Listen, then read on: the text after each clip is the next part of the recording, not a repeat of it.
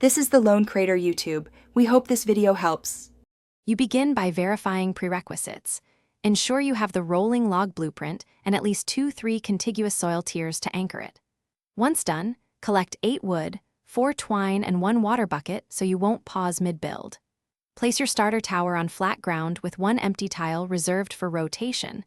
This matters because the log needs clearance to roll.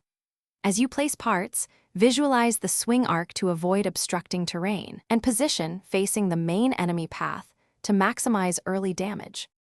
You now assemble the rolling log. Attach the axle first, then bearings, then mount the log block because that sequence prevents misalignment.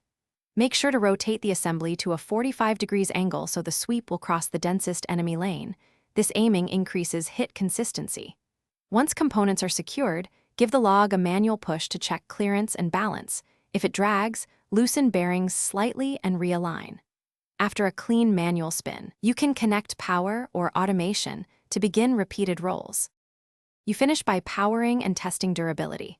Attach a pulley, timer, or small engine set to 1-2 RPM to keep the log rolling steadily without breaking.